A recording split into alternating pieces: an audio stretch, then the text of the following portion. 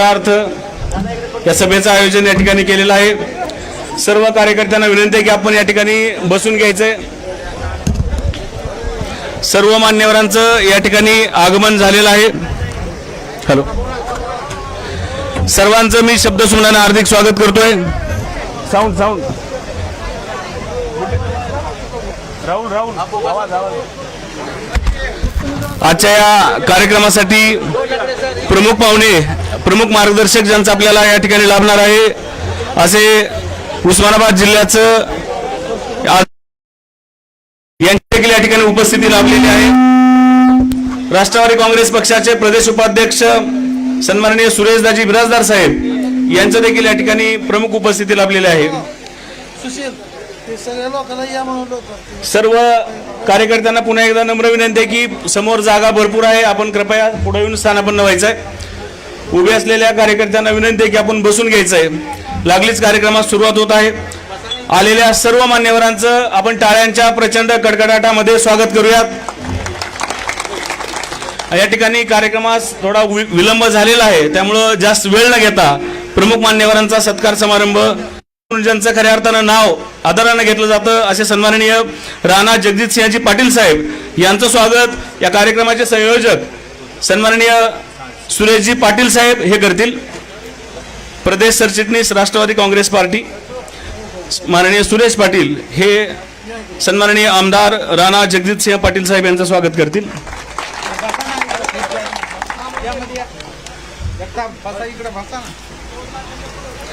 या ठिकाणी दुसरे प्रमुख मार्गदर्शक ज्यांचं मार्गदर्शन नेहमी ऐकायला प्रत्येकाला आवडतं असे मराठवाडा शिक्षक मतदारसंघाचे सलग 3 वेळा जे आमदार म्हणून सध्या कार्यरत आहेत सन्माननीय विक्रमजी काळे साहेब यांचं स्वागत करण्यासाठी विनंती करतो। ॲडव्होकेट आणि आमदार विक्रमजी काळे साहेब यांचं स्वागत आमचे मित्र ॲडव्होकेट सूर्यकांतजी सांडसे तालुकाध्यक्ष वाशी हे करतील।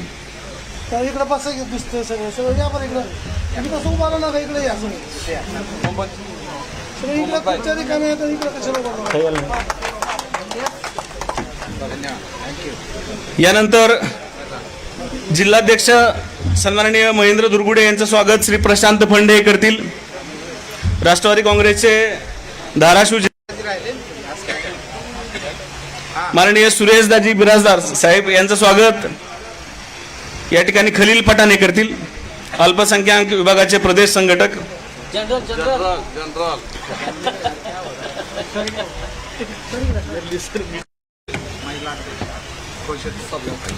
महिला अध्यक्षा सौ सरलाताई खोसे यांचं स्वागत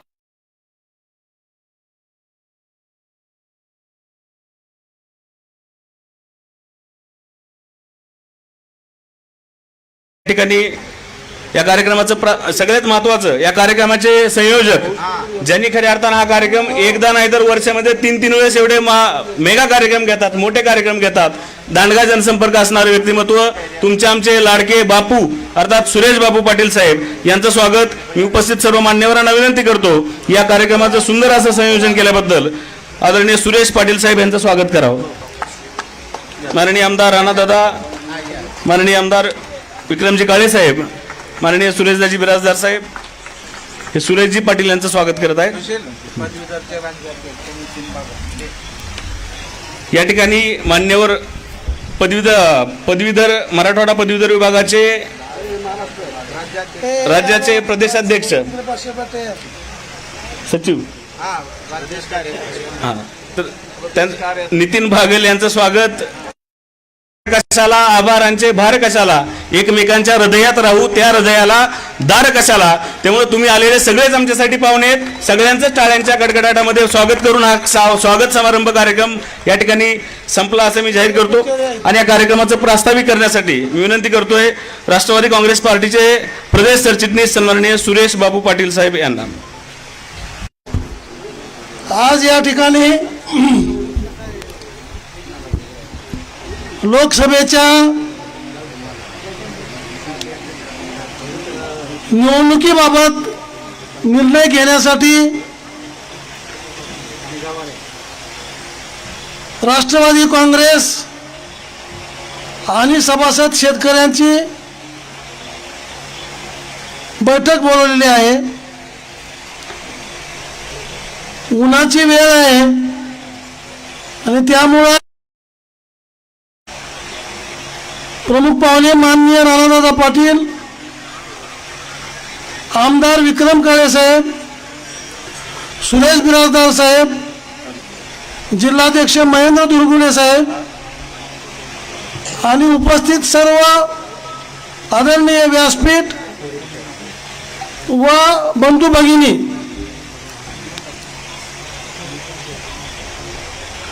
लोकसभेची निवडणूक लागल्यानंतर विरोधी पक्षाचा उमेदवार ठरलेला भरपूर आघाडी घेतली तरी आपला उमेदवार ठरत नव्हता.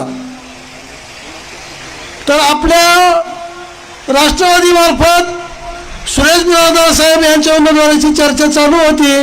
अजितदादांनी त्यांना शब्द दिला होता की आतापर्यंत आग्रहानं मी जागा मागून घेतलेली आहे महायुतीमध्ये.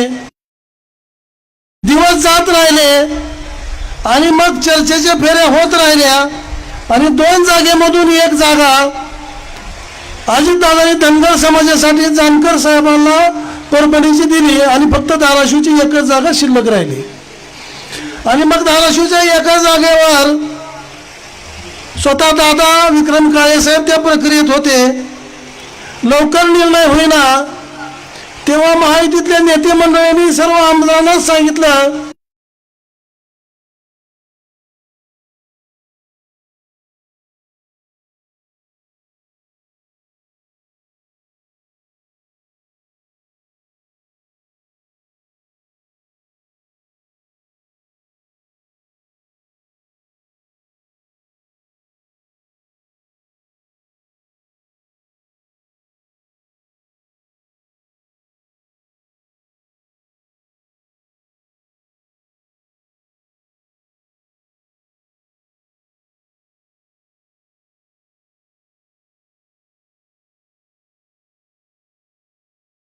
येऊन गेले. ते म्हणले की मला हे निर्णय, आमच्या बाणाची जागा आहे, बाणाला द्यायला पाहिजे, तुम्ही मग घड्याळ नाही तर मग आम्हाला द्या. पण धनुष्यबाणाचा तुमचा राणादादाच्या घरात त्यांच्या माणसाला बोलून कशाला तिकीट देता, काय ही आमच्या शिवसेनेवर अन्याय होत आहे वगैरे वगैरे. मग दादाला तर इकडं प्रवेश घेता येणार नाही, काय ते सिटिंग एमएलए आहेत आणि म्हणून अर्चनाताईचं नाव आपल्याला घ्यावं लागतंय. आणि अशा पद्धतीनं अर्चनाताईची उमेदवारी समोर आलेली आहे. आणि मग हे सगळं बोलल्यानंतर मग आता विषय आला की समोरची लोक अका ते दादा एका पक्षात अर्चनाताई असं कुठं असतं का, काय सुरू झालं. प्रश्न कसा आहे की आपल्या इथं उस्मानाबाद असू द्या, कळंब असू द्या, कुठलाही तालुका असू द्या, सगळ्याची अर्धी बारशी दिलीप सोपलची. म्हणजे ओळख कशी आहे की सोपल विरुद्ध राजा राऊत, तशी हिथं ओळख आहे राणादादा विरुद्ध वामराजे. ही घड्याळ, काय धनुष्यबाण, कमळ हे चिन्ह आहेत. हे उद्दिष्ट साध्य करण्याचं साधन आहे. पण साध्य एकच आहे की मसालीचा पराभव झाला. आलं का लक्षात. सगळ्या दृष्टिकोनातून निवडणूक ही सोपी नाही. आज आपले 8 तालुके, औसा, निलंगा, बार्शी एवढी सगळी यंत्रणा राबवायची. आज इन्फ्रास्ट्रक्चर राबवायचं तयार आहे, त्यांची ती कॅपॅसिटी आहे. आणि म्हणून कुणी किती जरी टीका केली, आता पराभव नक्की आहे. त्यांनी आपल्या उमेदवाराबद्दल अनेक प्रकारचे आरोप केलेत. काय अनेक नवरा एका पक्षात, बायको एका पक्षात, लेखाला 3ऱ्या पक्षात जा म्हणावं, काय यांची काय हिंमत आहे माझ्याबरोबर लढायची. कुणाचं पक्ष कुठलेही असू द्या, काय युती आहे, महायुती आहे, महायुतीच्या माध्यमातून हे सगळं कामकाज चालू आहे. आणि शिवसेना एक होती. भाजपचे 105 आमदार आले, शिवसेनेचे 52 आमदार आले. मग देवेंद्र फडणवीसला मुख्यमंत्री करायला काय अडचण होती? युती होती ना, ठरलेलं होतं ना. मग त्याचे जास्त आमदार त्याचा मुख्यमंत्री. मग तुम्ही का तिथं गद्दारी केली आणि काँग्रेस बरोबर गेले? सगळ्यात अगोदर गद्दार तुम्ही आहेत, सगळ्यात अगोदर गद्दार तुम्ही आहेत. आणि मग जर तर त्यांची काय चूक आहे? ते विकासासाठी त्यांच्या बरोबरच्या आमदाराच्या सोयीसाठी त्यांनी निर्णय घेतला. तुम्ही जसं तुम्हाला मुख्यमंत्री होण्यासाठी ज्यांच्या जीवावर निवडून आले त्यांच्याशी गद्दारी करून तिकडे गेले, तर तुम्हाला काय लोकांना गद्दार म्हणायचा अधिकार आहे? अजित पवारला असं करायला नाही पाहिजे होतं. अहो 1978ला सगळ्याच्या अगोदर वसंतदादा बरोबर निवडून येऊन नंबर 1 ला गद्दारी यश मुख्यमंत्री झाले आणि सोनिया गांधीला सोडून सगळ्यात अगोदर त्यांनी पक्षफुटीला निमंत्रण दिलं. आणि आज तुम्हाला अजितदादांना नाव ठेवायचा काय अधिकार आहे? अजितदादाला तुम्ही सांगता स्टेडियमवर शपथविधीसाठी फक्त भाजपाचा शपथविधी 2014ला होतो, शिवसेना युतीत असून गैरहजर राहते. आणि त्यावेळेस तुम्ही सांगता की आपण बीजेपीला पाठिंबा देऊ आणि विधानसभेत बसलं की बीजेपीला पाठिंबा नाही म्हणता. 2019ला तुम्ही सांगता की ठीक आहे करा शपथविधी. दृष्टिकोनातून त्यांना हे पटलं किंवा हे त्यांच्या लक्षात आलं, त्यांनी इतरांना लक्षात आणून दिलं. त्यांच्या बरोबर 40 आमदार निर्णय घ्यायला आले की अजितदादांनी स्पष्टपणे सांगितलं की हे एकट्या आपल्याच्यानं हे राज्य होणे नाही. ममता बॅनर्जी जर समजा 10-15 वर्षात पुन्हा तिथं सत्तेवर एकट्याचा पक्ष आणू शकते, जयललिता एकट्याचा पक्ष आणू शकते, मग शरद पवार एकट्याचा पक्ष 40 वर्ष सत्तेवर का आणू शकत नाहीत? बीजेपीची साथ दिलीच पाहिजे आणि विकास कामाला गाठ घातली पाहिजे. आणि म्हणून अजितदादांनी निर्णय घेतला. ओमराजेनं गद्दार म्हणायचं काय कारण आहे? तुझी ती लायकी तरी आहे का? आणि प्रश्न की कुठल्याही गोष्टी बोलताना मला एक गोष्ट विचारायची की ज्या वेळेस आपण कुठल्याही गोष्टीवर विश्वास टाकला त्या वेळेस त्यानं त्याचं मी अमक्याचा फोन उचलतो आणि त्याच्या गाईला इंजेक्शनला डॉक्टरला फोन केला, काय त्याचा ट्रान्सफॉर्मरचा ही बसवायला 30,000 गाड्या वाहतात. 5 वर्षात 3 वेळ तुम्हाला 4 पदरी करणं झालं नाही. ही खासदाराची काम आहे. आज समजा कामकाज कुठलं बी करीत असताना लोकांनी विश्वास तुमच्यावर टाकला. 2006-07 साली तुम्ही राणादादावर चौफेर टीका केली. 9 लाख पोती भरलेल्या गोडाऊन सहित तुमच्या ताब्यात लोकांनी कारखाना दिला. मग तुमचं स्वतःचं काम काय? स्वतःचं काम कुठलंही नसताना काम काही. आता समजा मी 1300 ट्रान्सफॉर्मर बसविले MSCBचं एवढा जिल्ह्यात. इथं आपण सोयाबीनचा कारखाना काढलाय. सोयाबीनच्या कारखान्याला एक्सप्रेस फिल्टर घेतलं. मग एक्सप्रेस फिल्टर घेतल्यावर ती कॉन्ट्रॅक्टर आला 2020ची गोष्ट. म्हणलं काय ती ओमराजे खासदार म्हणला काय सगळं आमच्या पोटावर पायच द्यायला लागले. मी म्हणलं कार आम्हाला सगळ्या कॉन्ट्रॅक्टरचं त्यांनी कसला असला खासदार आहे कुणास ठाऊक. म्हणजे पैसे खायचे किती? काय निधी आणायचा 3 लाखाचं काम काय ह्यांना 4 लाखाला मिळत होतं, 1 लाख शिल्लक राहत होते. त्यांना 3 लाखाचं काम 8 लाखाला तिन्ही टेंडर भरून घेतले आणि असे अनेक कामं घेतले. आणि मी एवढे ट्रान्सफॉर्मर बसवले, ही काम जिल्ह्यात केलं म्हणून सांगत मिरवित आहे. आणि ही मला कॉन्ट्रॅक्टरला सांगितलंय, राजकीय माणसानं नाही. भ्रष्टाचाराची पद्धत, पैसे काही अर्वाच्य भाषेत शब्द बोलणं हे चुकीचं आहे. आणि त्याने जरी अर्वाच्य भाषेत बोलला तरी नानादादा कधीच अर्वाच्य भाषेत बोलत नाहीत. कधीच बोलताना तोल जात नाही, कधीच बोलताना अपशब्द वापरत नाहीत. काल अर्चनाताईने 35 मिनिटं भाषण तळव्यात केलं. अगदी मुद्दे शोध. त्यांनी जिल्हा परिषद हवे असताना किती कामं केली, त्यांनी कधीही टक्केवारी घेतली नाही. आज त्यांचे जिल्हा परिषद अध्यक्ष होते, बिगर टक्केवारीचं काम केलं नाही. परंतु अर्चनाताईनं जी काय कामं केली काय त्या कामाचं त्यांनी सांगितलं. प्रत्येक पक्षाच्या बद्दल त्यांनी सगळी माहिती दिली. आज ह्या सगळ्या गोष्टीमध्ये रेल्वेचं काम असू द्या, काय आपल्या जिल्ह्यातलं कुठलंही विधायक काम असू द्या, समजा दादा आहे 300-400 कोटी रुपये विम्याचे यायचे, मग त्यांनी कोर्ट कचेऱ्या केल्या, त्यांनी नियम नियमावली केली, त्यांनी वाटाघाटी केल्या, त्यांनी मंत्र्याकडे गेले, त्यांनी सगळं केलं, त्यांनी कोर्टात गेले, त्यांनी 30 लाख 40 लाख 50 लाख खर्च स्वतःचे केले. मिळालं पाहिजे उपोषण. ही असं करणाऱ्या माणसाला काय प्लॅनिंग करावं लागतं, कसं काम ते लोकांच्या शेतकऱ्याच्या पदरात पडण्यासाठी काय करावं लागतं. हे उपोषण इतकं सोपं नाही. सुप्रीम कोर्टात या व्यक्तिमत्वानं 50 लाख रुपये या जिल्ह्यातल्या शेतकऱ्यासाठी खर्च केले. तुम्ही काय केलं आणि आज 400-500 कोटी.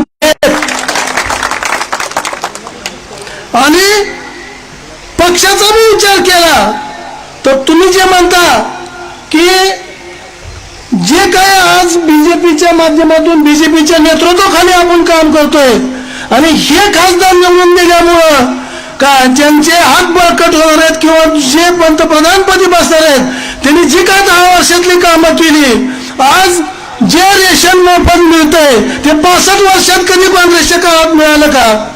आज जे प्रत्येक ठिकाणी घरकुल, प्रत्येक घरात संडास, प्रत्येकाला निधी उपलब्ध करून देणं, आज ह्या डिजिटल व्यवस्थेमधून डायरेक्ट लाभार्थीपर्यंत हे झालं.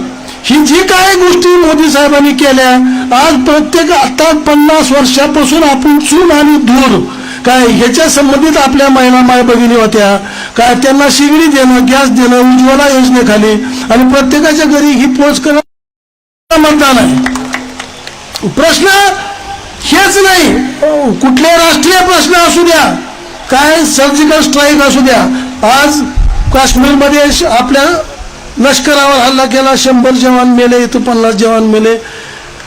त्यांनी 100 मारले तर त्यांनी रातोरात मोदी साहेबांनी सर्जिकल स्ट्राईक करून तिथं हेलिकॉप्टर उतरून पद्धतशीर त्यांनी आपण 400 मारले आणि सगळ्या जगाला धक्का बसला की याला म्हणतात माणूस.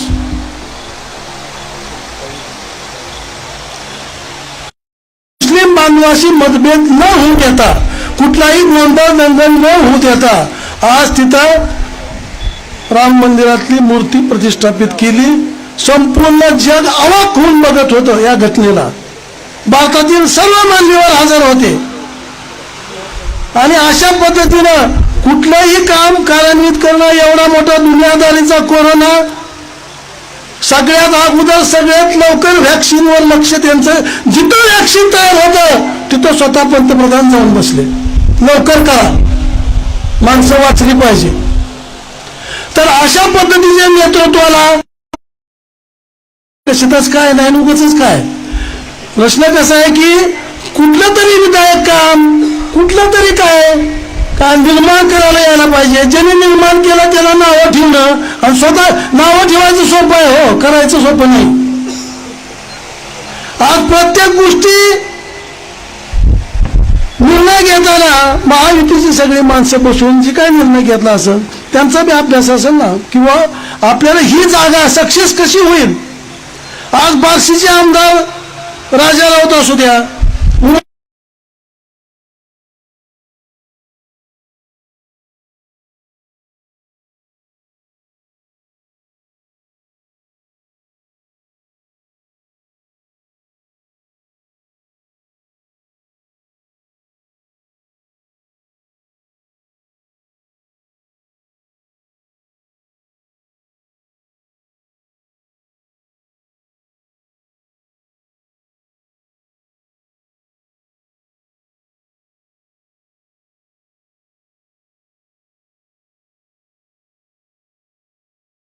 आलीच पाहिजे म्हणून त्यांना इरिशिरी आपल्यापेक्षा जास्त आहे. राजा राऊतला फडणवीस साहेबांची किंमत प्रत्येकाच्या उमेदवार दादा जेवढं, मग दादापेक्षा त्यांना राग जास्त आहे की पुन्हा माणूस पडलाच पाहिजे. तर या सगळ्या परिस्थितीचा विचार करून आणि ह्यांचं जे ढोंग आहे, ह्यांचं जे नाटक आहे, काय त्याला नेट मातीत घाला आणि अर्चनाताईला प्रचंड मतांनी निवडून द्या. पक्षाचे देखील पदाधिकारी उपस्थित आहेत. यामध्ये आमचे एकेकाळचे मार्गदर्शक सन्माननीय रामार्याप्पा शिंदे, दत्ता सोळंके, नेहालजी काझी, अनंतराव देशमुख, किरण पाटील यांचं देखील मी शब्दसुमनाने हार्दिक स्वागत करतोय. यासोबतच विचार मंचावर अप्सरा पठाण, महिला कार्याध्यक्ष राष्ट्रवादी काँग्रेस पार्टी धाराशिव यांचं देखील आम्ही या ठिकाणी शब्दसुमनाने स्वागत करतोय. त्यासोबतच श्री किशोर नाना साठे, असदभाई, सचिनजी तावडे, श्री गवारे, श्री गोकुळतात्या शिंदे, शफिकभाई या सगळ्यांचं मी शब्दसुमनाने हार्दिक स्वागत करून महेंद्र काका दुर्गुडे यांना विनंती करतो. आजच्या महायुतीच्या आमचे नेते आदरणीय सुरेशजी बिराजदार, गोकुळतात्या शिंदे, भास्करजी खोसे, आमच्या तालुक्याचे आमचे मार्गदर्शक शफीभाई शेख, अल्पसंख्याक जिल्ह्याचे जिल्हाध्यक्ष असदजी पठाण, खलीलजी पठाण, जिल्ह्याचे कार्य माझे सहकारी मित्र नितीनजे बागल, आमचे मार्गदर्शक सहकारी किशोर नाना साठे, आमच्या जिल्ह्याच्या सन्माननीय जिल्हाध्यक्ष सरलाताई खोसे, जिल्ह्याच्या कार्याध्यक्षा अप्सराताई पठाण, आमचे सहकारी मित्र गवारी साहेब, आमच्या तालुक्याच्या अध्यक्ष भगिनी सन्माननीय तालुका अध्यक्ष, सामाजिक न्याय विभागाचे सन्माननीय जिल्हाध्यक्ष अतुलजी जगताप, माजी सैनिक सेलचे जिल्हाध्यक्ष मच्छिंद्रजी क्षीरसागर, विधानसभा अध्यक्ष, सर्व प्रमुख पदाधिकारी, माझे जुने सर्व सहकारी दत्ताजी साळुंके असतील, त्यांचे सर्व सहकारी, आमचे नागरिक सहकारी मित्र आणि युवक मित्रांनो, अतिशय चांगला कार्यक्रम बापूंनी आयोजित केला. त्याबद्दल मी बापूचे खूप खूप आभार मानतो. आणि बापूंनी मला वाटत नाही की कोणता विषय आपल्याला बोलायला ठेवला आहे, तरी सुद्धा मी स्वतः अर्चनाताई सोबत 10 वर्ष जिल्हा परिषदमध्ये काम केलंय. राजकारणात आहेत का नाही, मान्य आहे सगळ्याला? हा, 2012ला दादा आपली सत्ता नव्हती आणि महिला खास करून असं असतं की मीटिंगला वगैरे न येणं, त्यांचे पती किंवा कोणतर संबंधित येणं आणि पद असल्यावरच महिलेनं येणं. अर्चनाताईकडे पहिल्या पंचवार्षिकला पद नव्हतं. योगायोगानं मला दादानी शिक्षण समिती दिली होती, अर्चनाताईला पण शिक्षण समिती होती.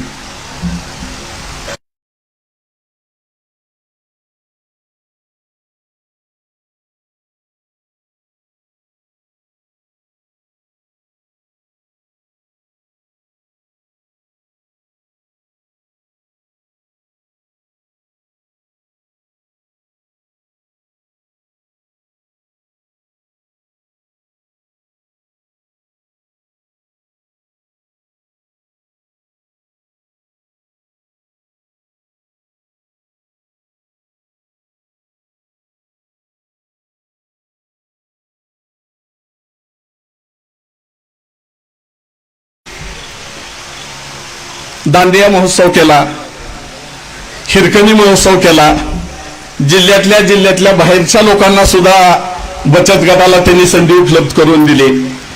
आज महिला घराच्या बाहेर काढण्याचं काम जर जिल्ह्यात कोणी केलं असेल तर अर्चनाताई पाटील यांनी केलंय. सहमत आहे तुम्ही? ह्या गोष्टीची सहमत आहेत का? मला एवढंच सांगायचं आहे की समोरचा उमेदवार काम काहीच करायचं नाही आणि दगड कोणत्या झाडाला मारते तो लोक? बाबळीला कधी मारले का? आंब्याच्या झाडाला. मग काम करणाऱ्या कोणी एखादी चूक होते, दाई म्हणत नाही, काम करणाऱ्याकडूनच चूक होते. आज जिल्ह्यात राणादादाला विम्याचा लोकांनी अक्षरशः 1.5 किलोमीटर रांगा लागल्या आणि त्यांना त्याचा लाभ बी झाला. खूप तुमच्यावर विश्वास आहे. तुमची दूरदृष्टी आहे, प्रत्येक विषयाला तुमचा टच आहे. आज अर्चनाताई सारख्या सुशिक्षित महिलेला आपण संधी आदरणीय अजितदादाच्या माध्यमातून, महायुतीच्या माध्यमातून मिळाली आहे. आपल्याला संसदेच्या माध्यमातून, खासदारकीच्या माध्यमातून खूप काय करण्यासारखं आहे. बापूंनी सांगितलं, फोन उचलणं, फोन करणं काय कुणावर उपकार नाही. दादा काढायला आलेला मुलगा, तू काय शिकतोच, तुझं घरचं कसं आहे, तुला नोकरी आहे का, हे कुणी विचारायचं. सेल्फी काढलेले 7 लाख होणार आहेत ना. अरे अशा सेल्फीनं जर झालं तर घराच्या बाहेरच पडायची गरज नाही ना, बरोबर आहे की नाही. आणि अशा पद्धतीनं भूलथापा द्यायच्या, वरवरच्या गोष्टी करायच्या. कोण आजारी आहे म्हणलं तर त्याला कधी मदत करता का तुम्ही. त्याला गावापर्यंत सोडलं जातं, होते की नाही आज. मग काय दादानी काय हलगी लावली का, मी हे केलं, मी हे केलं म्हणून. केलं का कधी. तुम्ही साधं टायराला जॅक दिलाय की 30 सांगत फिराला, आज जॅकच दिलाय म्हणला. अरे जॅक देणं मामा, माझी तुमची ओळख आहे आणि माझी एक गाडी तुमच्या गावात आली, मी तुम्हाला फोन केला, जॅक द्या, चाल का देत ना म्हणणार. त्याच्यात उद्योग द्या, तेव्हा काय तर तुमचं नाव होईल. एवढ्या मोठ्या संसदेत जिथं कायद्याचं पालन केलं जातं, जिथं पूर्ण देशाचं अर्थकारण चालतं, तुम्ही आपल्या दरिद्रीच म्हणायचो काय दादा. हा, दरिद्री जिल्हा म्हणजे हे दरिद्री जिल्हा, तू बी ह्याच जिल्ह्यात आहेस की. तू असायचो. आमचे आदरणीय नेते सुरेशदाजी असतील आणि राहुलभाई मोठे असतील, ह्या दोघांना 7-7 कोटी रुपये लागायचे होते. आणि त्यांनी दादाचा प्रस्ताव दिला होता. खरं दादा, दाजीला माहिती आहे, दादानी स्पष्ट सांगितलं, तुम्ही माझ्या घरचे आहोत, मी जर डीसीसी बँकेतून एवढे पैसे काढले तर माझी ही डीसीसी बँक बंद पडेल. त्यांना समजावून सांगितलं. असा दूरदर्शी नेता आदरणीय राणादादा आपल्या पाठीशी. बऱ्याच लोकांना वाटते, आज मला एका पत्रकाराला संजीवनी देण्याचं काम आदरणीय डॉक्टर साहेबांनी केलंय. बरं, अर्चनाताईने जो आजपर्यंत किती निवडणूक लढविल्या हो, किती लढवल्या माहितीये का. 2 लढवल्या, 2 जिल्हा परिषद लढवल्या. कोणत्या चिन्हावर लढवल्या, आता कशावर लढाले. मग अडचण कुठं आहे. आज महिला, एवढी सुशिक्षित महिला, आता काय हो का, एकुरग्याला 5 लाख रुपयाची मदत दादाने केली म्हणून कोणाची चिठ्ठी आली. मागितल्यावर तुला दिलं बाबा म्हणून एखाद्याचा आभार मानलेलं दाखवा. मी फोन घेतो, मी फोन करतो, अरे ऑपरेटर तुमच्याहून जास्त करते की नाही. मग तेवढंच काम करणार हो का तुम्ही. झालं 5 वर्ष भरपूर झालं, तुम्हाला लोकांनी संधी दिली होती, खूप काय करण्यासारखं होतं. तुम्ही एकदा जिंकला होता, एकदा पराभूत झालतात. पण अरे दिसत 100% मी जरी त्या पक्षात नसलो, मी दादाचं माझं हादराला लागली लाटरी. ठीक आहे, आता तुम्ही जरा खांद्यावर कुणाचा तर हात टाकलाय, कुणाला तर फोन केलाय, तर ह्याच्या पलीकडे जावा, काहीतरी उद्योग करा. आमच्या बापूचं 3 कारखाने चालू आहेत आणि मी छोटा कार्यकर्ता, माझा बी एक कारखाना आहे का नाही, औषधाचा कारखाना आहे. कधी बघायला आलं तर या मंगरूळला. मग असं एखादा कारखाना काढा, 10-20 लोक कामाला लावा. अशा पद्धतीनं काम झालं पाहिजे. आणि मला खात्री आहे, आमच्या भगिनी अर्चनाताई, त्या महिलेला मदत झाली तर पूर्ण कुटुंब चालतं, बरोबर आहे की नाही. तिनं पूर्ण पैसे त्या कुटुंबाला वापरते. आणि अशा पद्धतीनं हे अभ्यास केलेलं कुटुंब आहे. बरं, ताईला 3ही भाषा येतात, इंग्लिश येते, हिंदी येते, मराठी येते. संसदेत जरा फायदा आहे त्याचा. तुम्हाला मोठमोठ्या कंपन्या इकडे आणायच्या म्हणलं तर तुम्हाला थोडं इंग्लिशचं बी ज्ञान असलं पाहिजे. होय रे लका, कसं रे लका, अरे लकावर भागतंय का खपटाच्या हाड. अरे काय चाललंय, तुझा एवढा मोठा नेता इथं आलाय, तू लका होय रे, कुठे गेलताच.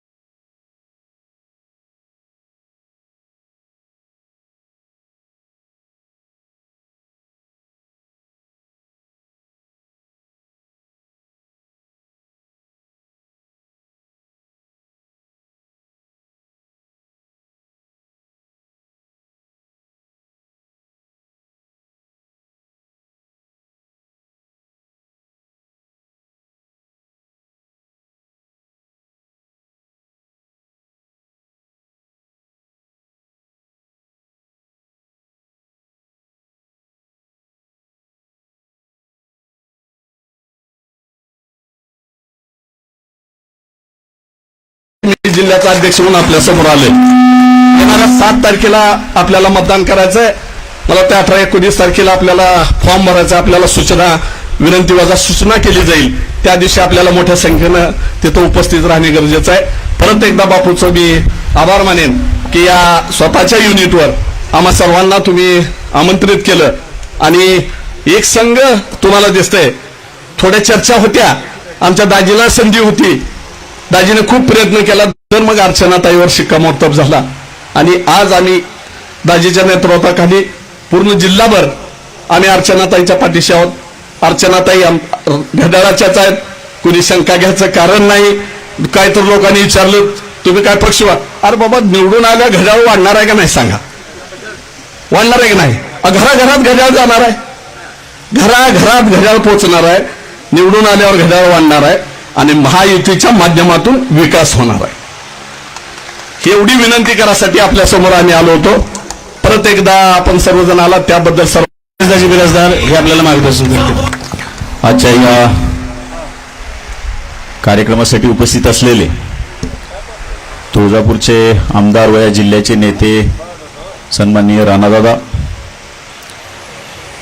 पदवीधर शिक्षक मतदारसंघाचे आमदार विक्रमबाप्पा काळेसाहेब, ज्यांनी हा कार्यक्रम आयोजित केला असे महाराष्ट्राच्या राष्ट्रवादी काँग्रेस पक्षाचे सरचिटणीस सुरेशबाबू पाटील साहेब, आपल्या जिल्ह्याचे राष्ट्रवादी काँग्रेसचे धडाडीचे जिल्हाध्यक्ष असद पठाण साहेब, शक्तीबाई गोकुळ तात्या, महाराष्ट्राच्या पदवीधर सेलचे महाराष्ट्राचे कार्याध्यक्ष नितीनजी बागल साहेब, किशोर मानसाटे, अप्सराताई पठाण, गवारे साहेब, तावडे साहेब, तालुका अध्यक्ष आमचे सांडसे साहेब, सुनीलजी साळुंके, प्रशांतजी फंड, लकडे साहेब आणि उपस्थित सर्व भास्कर दादा खोसे आणि उपस्थित सर्व विसरलेली सर्व मंडळी. विसरलं नाही परंतु आता खूप वेळ कसं वाटतंय, कसं असतंय घरात घरात थोडं थोडं होत असते. आपले भाऊ जरा वेगळे उभार वेगळे राहतो आणि पुन्हा एकत्र येतो, जरा चांगलं वाटतंय. रोज एकत्र राहिलं की जरा प्रेम कमी होतंय, बाहेर राहिले की जवळ आले की प्रेम एकत्र येतं. तसं बघितलं तर आपण जिल्ह्याच्या या विकासामध्ये आदरणीय डॉक्टर पदमसिंह पाटलांचं खूप प्रचंड काम आहे. असे डॉक्टर पदमसिंह पाटलांच्या नेतृत्वात आपण तयार झालेले सर्व कार्यकर्ते आहोत आणि आज परत एकदा राष्ट्रवादी काँग्रेसच्या चिन्हावर राष्ट्रवादी काँग्रेसचे अधिकृत उमेदवार अर्चनाताई पाटील यांना मी आताच खुलासा करू इच्छितो की आदरणीय अजितदादा पवार साहेब आपले नेते आहेत, त्यांनी सांगितले की सुरेशराव तुम्हाला म्हणजे धाराशिव लोकसभा मतदारसंघ मी राष्ट्रवादीसाठी घेणार आहे आणि तुम्ही तयारी करा. आम्ही सर्व राष्ट्रवादी काँग्रेसची पूर्ण जिल्ह्याची टीम, तसं वेळलं तर आमच्या पक्षाचा आपल्या पक्षाचा ना आमदार ना खासदार ना टेबल ना खुर्ची, असं असताना आम्ही प्रचंड फिरलो, प्रचंड चांगली ताकद निर्माण झाली, प्रचंड लोकांचा रिस्पॉन्स मिळत होता आणि नंतरच्या वाटाघाटीमध्ये महायुतीच्या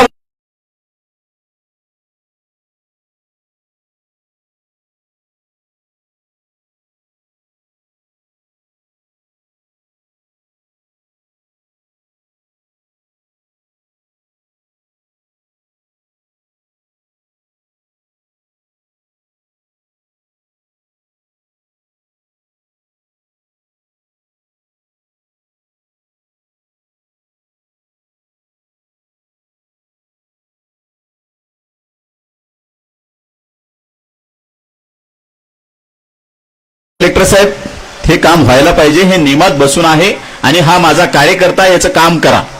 त्या कलेक्टरची माय व्हायली नाही किंवा नाही म्हणायची किंवा न करायची. असा एक नेता ज्यांनी महाराष्ट्रामध्ये विकासाची गाडी घातली, जे 6 वाजल्यापासून संध्याकाळी 6 पर्यंत काम करतात, अशा नेतृत्वाखाली आपण इथं काम करतोय आणि आज खूप चांगली संधी निर्माण झालेली आहे. आजपर्यंत आपण 4 लोकसभा, 4थी लोकसभा आहे. आदरणीय डॉक्टर जिल्हा परिषदेच्या 2ही वेळेस राष्ट्रवादीच्या चिन्हावर लढल्या, घड्याळावर लढल्या, आजही घड्याळावर आहे, काही वेगळं नाही. फक्त आता ऍडिशनल काय झालंय, आज भाजप सोबत आलंय, शिंदे सेना सोबत आली आहे, म्हणजे खूप लोक एकत्र आले, म्हणजे कुठं काही मला शंका वाटत नाही.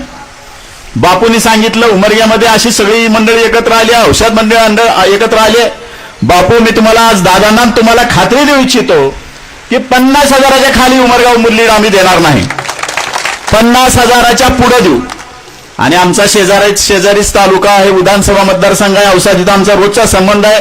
ज्या भागातला ऊस आमच्या साखर कारखान्याला येतोय, खूप चांगले संबंध औसा निलंग्यामध्ये आहेत. रोजचा संबंध आहे. कुठेतरी काहीतरी खोट्या भुलतापा देत आहेत.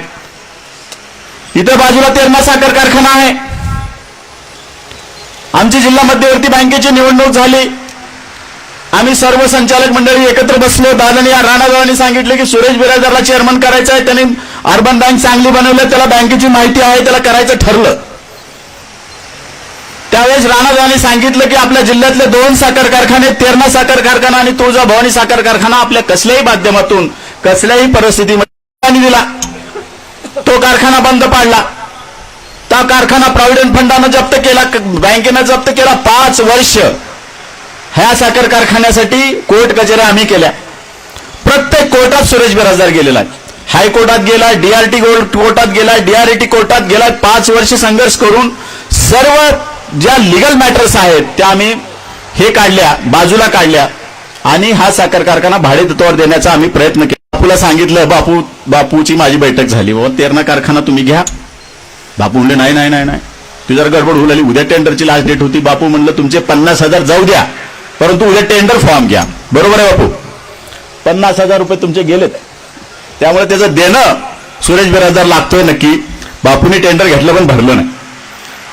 विषय काय होतो, कुणी घेतला हा विषय नाहीये, परंतु राणादादांच्या नेतृत्वाखाली ज्या राणादादांनी सुरेश बिराजदारला जिल्हा मध्यवर्ती बँकेचा चेअरमन केलं, त्या सुरेश बिराजदार आणि संचालक मंडळाने हा साखर कारखाना आज चालू केलेला आहे. आणि तेरणा साखर कारखाना असेल, तुळजाभवानी साखर कारखाना असेल, दोन्ही साखर कारखाने आम्ही त्या चालू केलेले आहेत. अशा कितीतरी कामं राष्ट्रवादी काँग्रेस पार्टीच्या माध्यमातून, राणादादाच्या माध्यमातून आपण करू शकलो. आणि आज कुठेतरी विकासाच्या प्रश्नावर चर्चा करत असताना कुठेतरी दुसऱ्या भूल थापाला देणं, ज्या समोरचे उमेदवार काय बोलतात तुम्हालाच माहिती आहे. मी त्यांच्याविषयी जास्त बोलावं असं वाटत नाही. मी फोन उचलतो, प्रत्येक जण फोन उचलतो. एक उदाहरण सांगतो फोनचा. इरला दाऊदपूरला, आमच्या राजेगावला पूर आला, वेढलेली होती. तसंच समजलं तिकडं इरला दाऊदपूरला जायचंय, म्हणजे तिथं अडकलेले आहेत माणसं. म्हणजे आम्ही गेलो, तिथल्या सरपंचाला भेटलो. तिथं परिस्थिती बघितली, ती माणसं अशी बारीक झाडावर हे होते. तिथून त्याच ठिकाणून अजितदादांना फोन केला. दादा म्हणलं असं असं झालेलं आहे. महाराष्ट्राचे आपण म्हणजे उपमुख्यमंत्री दादा होते आणि ही परिस्थिती भीषण आहे, हे वाहून जातात. प्रचंड पुराचा तुम्हाला माहिती आहे पूर कसला मोठा आला होता. दादांनी थोडा वेळ थांबलं. मला एक अर्ध्या तासाने परत फोन आला. सुरेश बिराजदार, मी चॉपरची हेलिकॉप्टरची सोय केलेली आहे. इथून हेलिकॉप्टर पुण्यातून निघणार आहे. तिथून मी एनडीआरएफची टीम पाठवली आहे आणि ते हेलिकॉप्टरनं ती माणसं काढली. इथल्या काही मंडळीने लगेच टाकलं, आमच्यामुळं हे झालं. मग आमच्या बाबाच्या मंडळीने सांगितलं, दाजी बघा योगा काय चाललंय, तुम्ही केलंय, अजितदादांनी हे पाठवलंय, तुमच्याकडे रेकॉर्डिंग आहे, का पाठवत नाही. मला वाटलं अजितदादा काहीतरी शिवाय घालतील मला. दादा म्हणतील, अरे मी काय बोललो तू कशाला रेकॉर्डिंग करायलाय. म्हणलं डेअरिंग करू आणि पुन्हा जाऊन माफी मागितली दादांची. दादा म्हणलं तुमच्या अप्रोक्ष केलं. दादांचं रेकॉर्डिंग व्हायरल केलं लगेच. सुरेश बिराजदार डिलीट झाली ज्यावेळेस आम्ही रेकॉर्डिंग हे केलं. अशा पद्धतीने खोटं श्रेय घेण्याचं काम ही मंडळी करतायत. एक तुम्हाला उदाहरण सांगतो. या जिल्ह्यामध्ये या मेडिकल कॉलेजचा आज खूप मोठा आम्ही केलं. आम्ही महाविकास आघाडीत होतो. या महाराष्ट्राचे उपमुख्यमंत्री अजित पवार साहेब होते. या महाराष्ट्राचा आरोग्यमंत्री राष्ट्रवादी काँग्रेस पार्टीचा होता. आम्ही प्रयत्न केला नाही का. आम्ही राहुल मोठे साहेब अजित या जिल्ह्यामध्ये आणण्यासाठी अजित पवारांचा खूप मोठा वाटा आहे. ज्या अजित पवार आमचे जावई आहेत, त्यामुळे सासरवाडीसाठी दिलेली त्यांनी हे भेट आहे. कुठेतरी आम्हीच केलं आणि बाकीच्यांनी काहीच नाही केलं असं जे खोटं सांगतायत, त्या कुठेतरी भूल तापाला आपण बळी पडू नका. माझी आपल्या सर्वांना विनंती आहे की आपल्या अर्चना वहिनी या सुशिक्षित आहेत. त्यांना जिल्हा परिषदेच्या माध्यमातून खूप मोठा अनुभव आहे. राणादादासारखं एक विकासाभूत नेतृत्व जे कधी खोटं बोलत नाहीत. आम्हाला बऱ्याचदा आम्ही म्हणतो डॉक्टर साहेबांसहित आम्ही बोललोय बरं का. म्हणजे कधी कधी डॉक्टर साहेबाला आम्ही म्हणायचं, साहेब जरा म्हणा, अरे कशासाठी म्हणायचं, जे आहे ते म्हणायचं. निधी या जिल्ह्यामध्ये आणला, या तालुक्यामध्ये आणला. या सर्व गोष्टीचं सांगायला वेळ नाहीये. खूप मोठी यादी करावं लागेल आणि आपल्याला विकासाच्या प्रश्नासंदर्भात निवडणूक लढवायची आहे. आपला उमेदवार 100% निवडून येणार आहे, ही काळ्या दगडावरची पांढरी रेष आहे. कुठंच काही शंका नाही. ह्याला कुठं यंत्रणा तरी उभा करायला आहे का? तुम्ही कितीही भाषण केले, खोटे केले, लोक भूलतापाला बळी पडणार नाहीयेत. मोदी साहेबांसारखं देशाचं नेतृत्व आहे. मोदी साहेबाच्या असाल, आज देशामध्ये मोदी साहेबच पुढचा पंतप्रधान आहेत आणि त्यांच्या विचाराचा जर खासदार आपल्या जिल्ह्याचा असेल तर आपल्या जिल्ह्यामध्ये चांगला विकास निधी मिळू शकते. याच्यामध्ये कुठेही तुम्ही शंका बाळगू नका. आपल्याला आपला स्वार्थ आहे, आपल्या जिल्ह्याला निधी मिळाला पाहिजे, आपल्या शेतकऱ्याला इथं मदत व्हायला पाहिजे. या दृष्टिकोनातून आपण राष्ट्रवादी काँग्रेसच्या आपले उमेदवार अर्चनाताई पाटील यांना निवडून द्यावं अशी मी विनंती करून माझे 2 शब्द संपवतो. जय हिंद, जय महाराष्ट्र. धन्यवाद. यानंतर मराठवाडा शिक्षक आमदार सन्माननीय विक्रमजी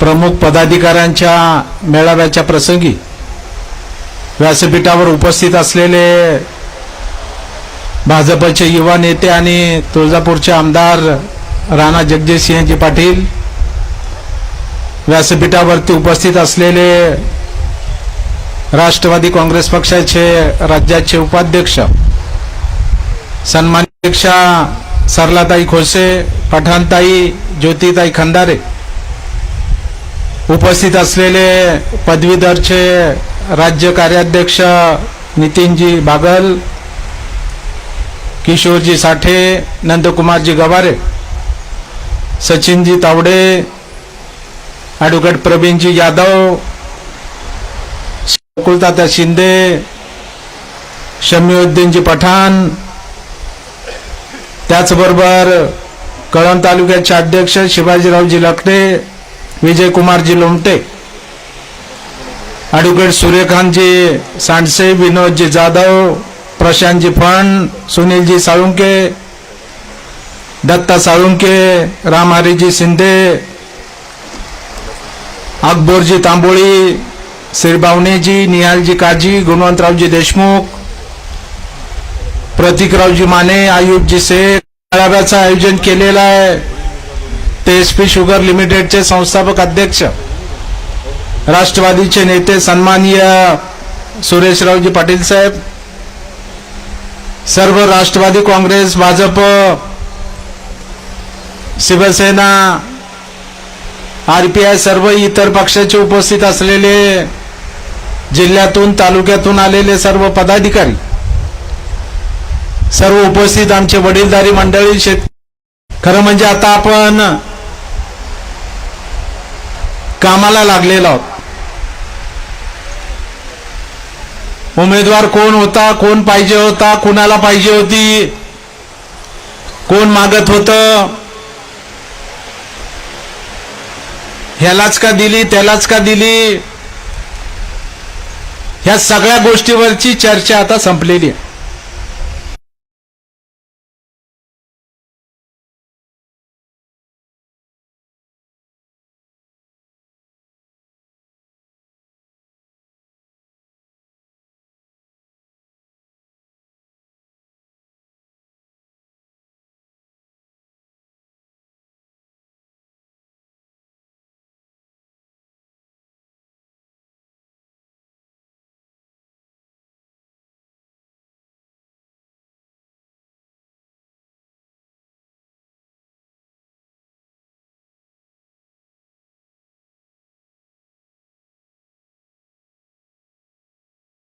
मराठवाड्यामध्ये राष्ट्रवादी काँग्रेस पक्षाचा बालेकिल्ला म्हणून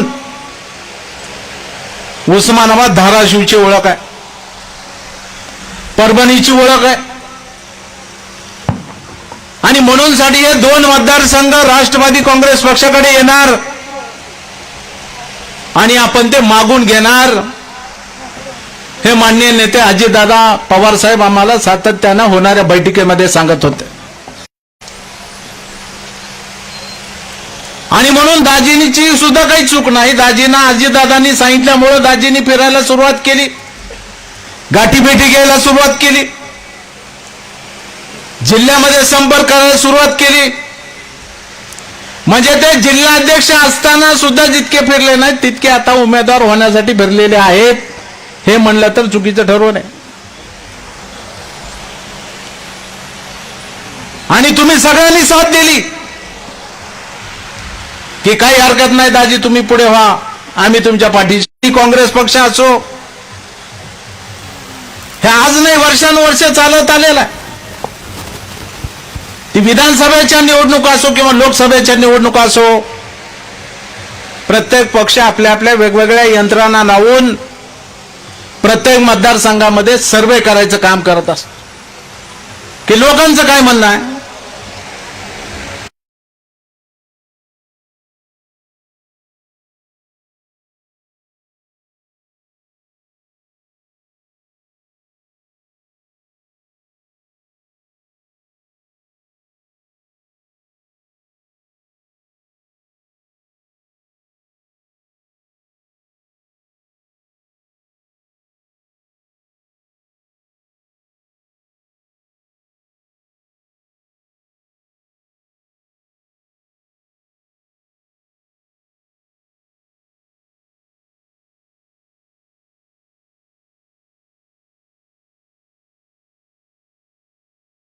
असलेले उमेदवार, गेल्या लोकसभेमध्ये 2 नंबरला आलेले उमेदवार, ते कुणा पक्षाचे होते, कुणाचं तिथं प्राबल्य,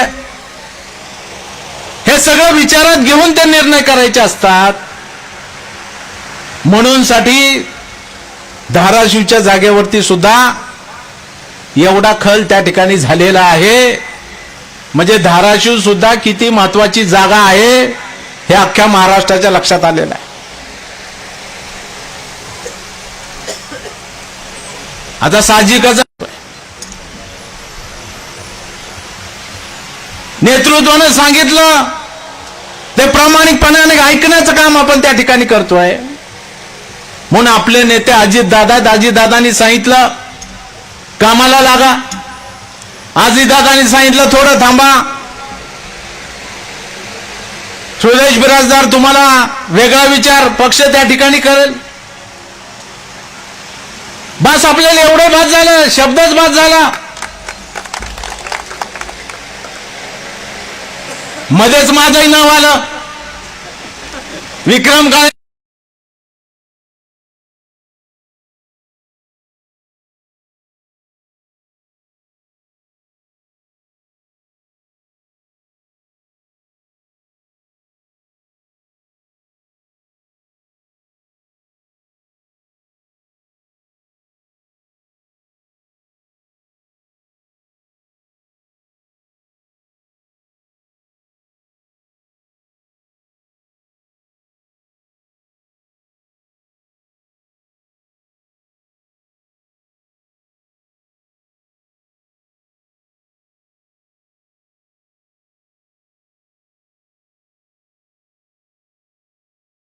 आपल्या पक्षाचे प्रमुख पदाधिकारी आहेत त्यांना सुद्धा विश्वासात घेतलं पाहिजे. दुसऱ्या दिवशी काय झालं, विक्रम म्हणले तुला नाही, थांब जरा. म्हणलं काय हरकत नाही, आता मी तर आमदार आहे, मी तर किती नाराज व्हायला पाहिजे होतं, दादा मला कशाला बोलवलं एवढा लांबून, आणि आता नाही म्हणायला लावली होती. जिथं संधी येईल तिथं नेतृत्व आपली योग्य संधी योग्य खुर्चीवर बसवण्याचं काम करत असतं, हे आपल्याला माहित आहे. म्हणून सुरेश दाजी सुद्धा आता आनंदात आहेत.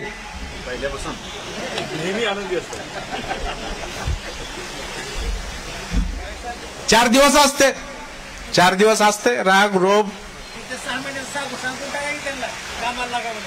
आजच नाही, काही गोष्टी झाकली मोठ 1.25 लाखाची असते, माहिती आहे ना मराठीत म्हण आपल्या.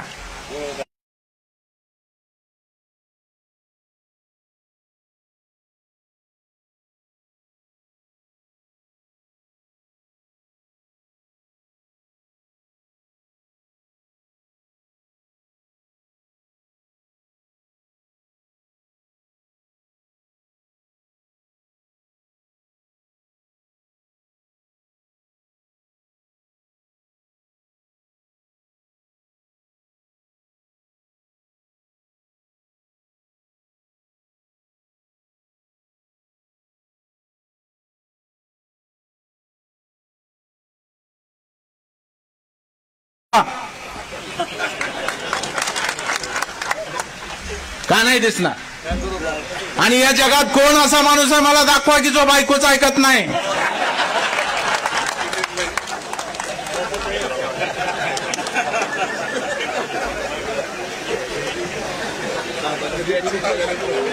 आणि मग जर आमदाराला खासदाराचं ऐकायचं असेल तर तुम्हाला खासदार निवडून द्यावा लागेल.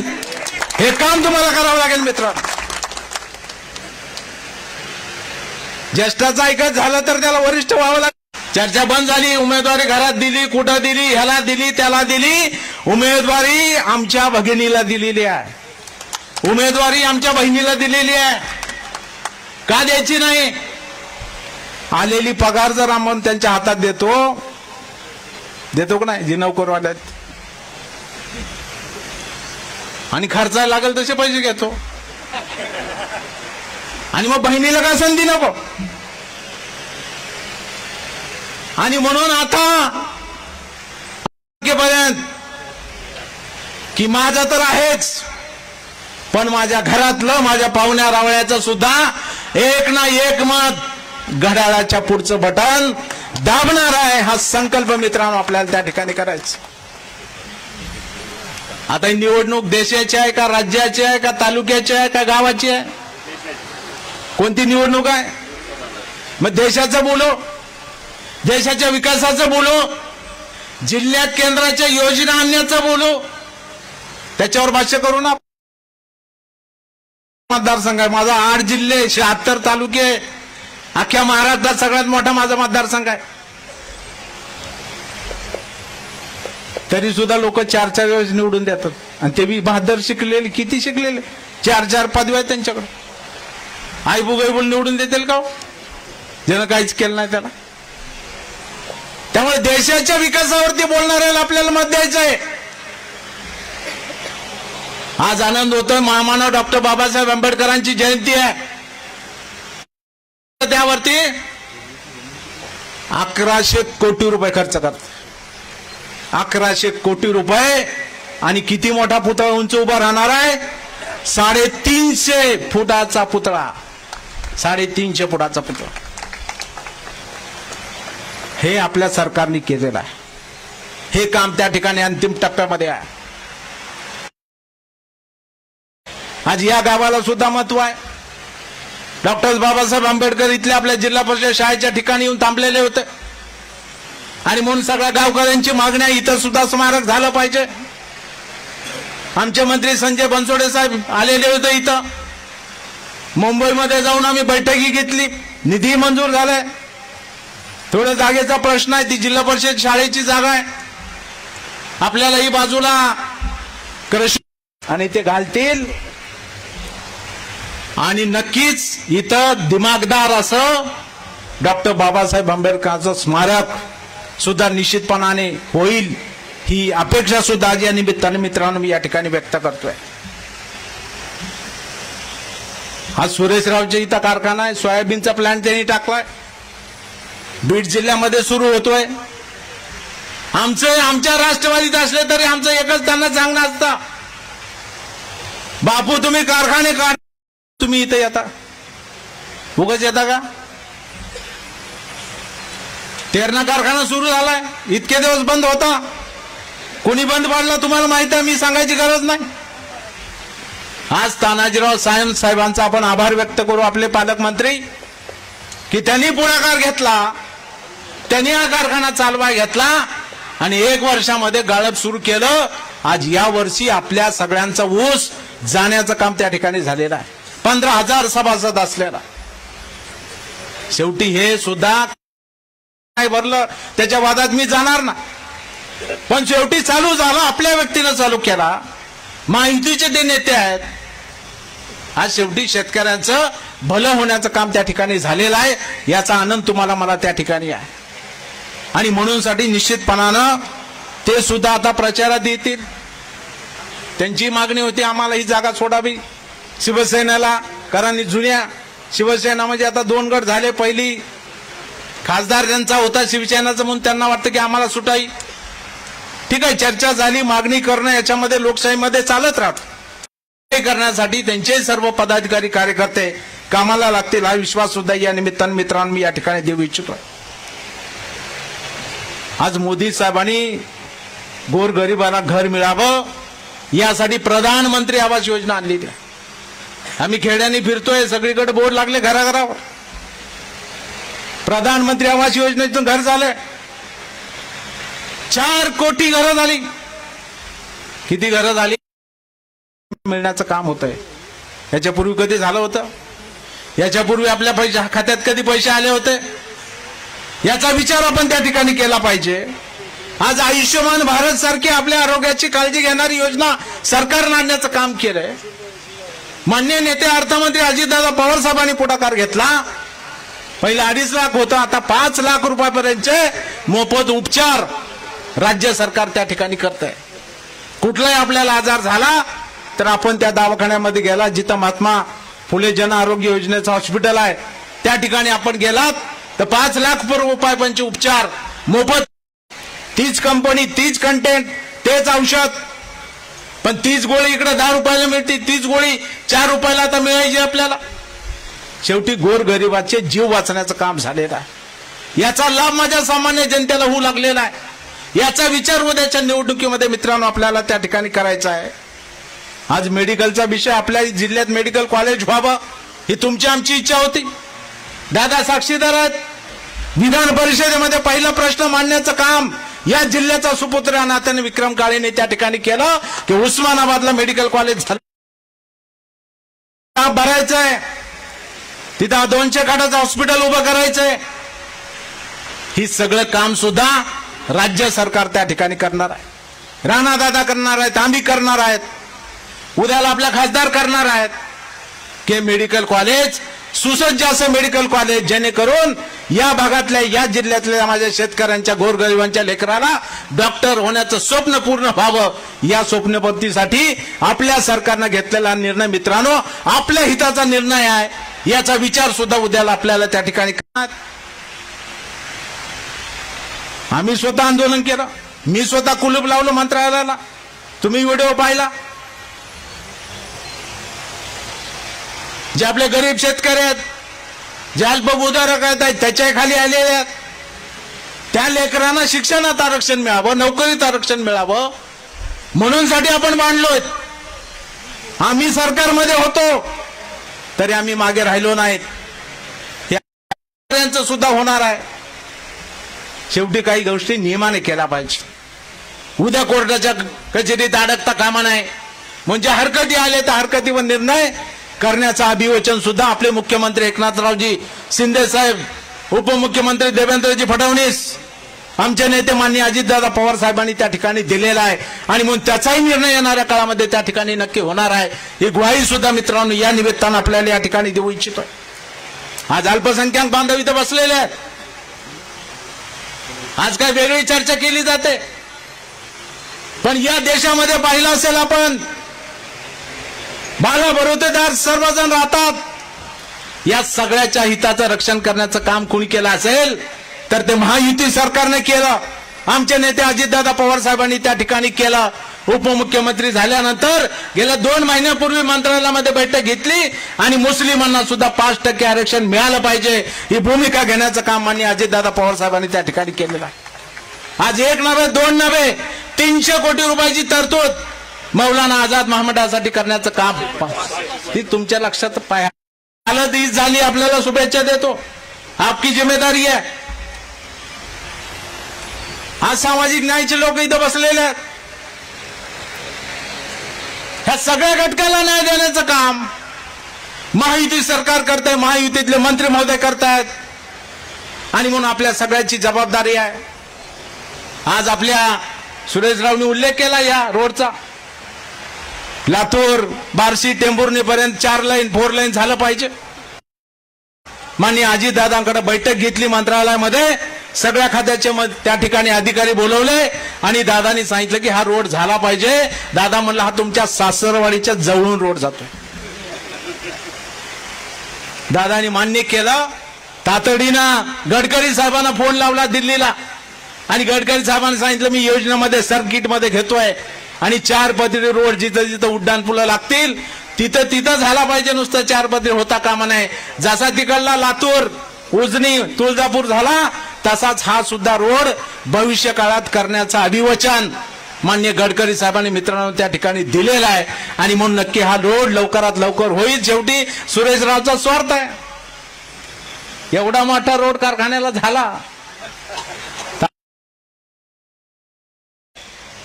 त्या दिवशी मला काही कार्यक्रमाला येता आलं नाही. त्या दिवशी सुद्धा दादानी भाषणात आपला उल्लेख केलेला आहे. त्यामुळे हा रोड सुद्धा पुढील विधानसभा होण्याच्या आत, सुरेशराव, पुढील विधानसभा काय लांब नाही, तेव्हा निश्चितपणानं सुरू होईल ही अपेक्षा मी या निमित्ताने या ठिकाणी व्यक्त करतोय. बोलण्यासारखं भरपूर आहे, पण अजूनही सगळं आपल्याला 20 दिवस पुढे न्यायचंय.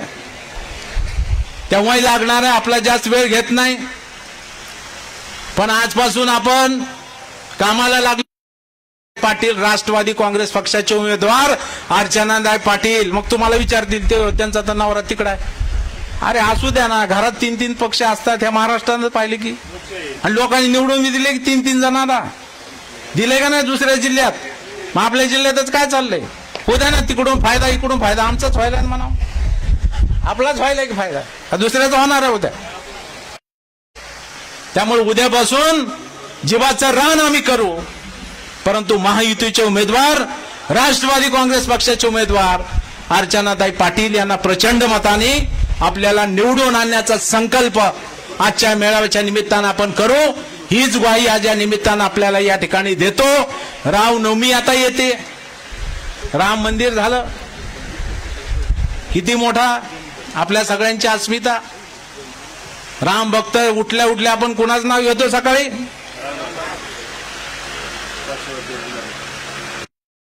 राणा पाटलांची नाही, ही निवडणूक मोदी साहेबांची आहे.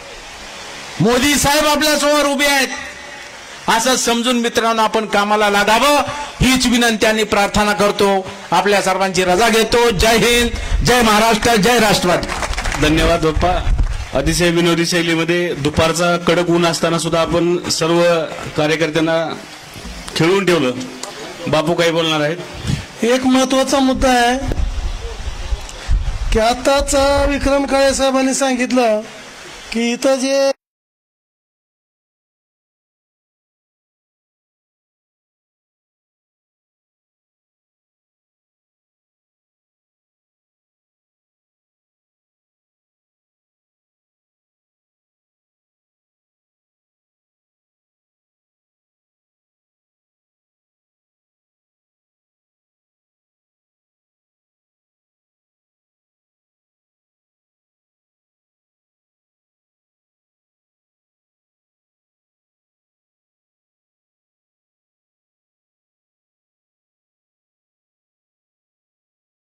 विक्रम काळे साहेब स्टेजवर होते त्यावेळी त्यांनी शब्द दिला की मी ह्या 6 महिन्यात ही प्रश्न मार्गी लावतो. आणि मग बैठक बोलवली. बैठक बोलवल्यानंतर मी त्या बैठकीला गेलो आणि बैठकीमध्ये आपले धीरज देशमुख होते, विलासरावचा लहान मुलगा आमदार ते होते, बाळासाहेब पाटील सहकार पणन रेसिडेन्शियल एरिया आहे त्याच्यामध्ये 1,29,00,000 रुपये आज फायनल करून टाकू, मान्य करू आणि गव्हर्नमेंटच्या निधीमधून द्यायचं असं टेंटेटिव्ह हे. आणि कैलास पाटील हे नाटकी माणूस तिथं काय आला आणि त्याने काय म्हणले गव्हर्नमेंटला एवढे पैसे द्यायची गरज आहे. आपला कार्यकर्ता आहे किशोर डाळे आणि त्याने देतो म्हणले तिथं 5 गुंठे जमीन. आता इथं किशोर डाळ्याचं 3 एकरचं प्लॉटिंग आहे आमच्या प्लॉटिंग शेजारी तिथं पाण्यास टाकीपाशी. मला सांगा तिचं प्लॉटिंग झालं, एनए झालं, प्लॉट विकलेत काय ही अति. आणि पुन्हा कडी काय त्याच्यावर सांगतो. मग आता विधानसभा येईल किंवा लोकसभा येईल, मग कालचं शेवटचं अधिवेशन झालं लगे उभा राहून प्रश्न काय म्हणजे हे जुळल्यानं ह्यानंच बोललं आणि ह्यानंच ते तरुणाचं स्मारक झालं पाहिजे. आणि प्रश्न विचारताना ते विधानसभेतला फोटो आणि सगळ्या चौकात बॅनर त्याचे, म्हणजे ज्यानं होऊ दिलं नाही काय. ही असली डोंगी माणसाचा आज जयंती दिवस आहे. आणि सभा आपला कार्यक्रम चालू व्हायच्या आधी आपण सर्वजण अभिवादन करून येऊ. आणि आग्रहानं त्यांनी आणि राणादादांनी त्या ठिकाणी जाऊन अभिवादन करून आलेत. आणि ह्या प्रश्नाबद्दल दादांनी मला दोनदा विचारलं की नेमकं थांबलंय कशासाठी, त्याच्यामुळे मी हे क्लिअर केलं. आता माननीय राणादादा आपल्याला संबोधित करतील.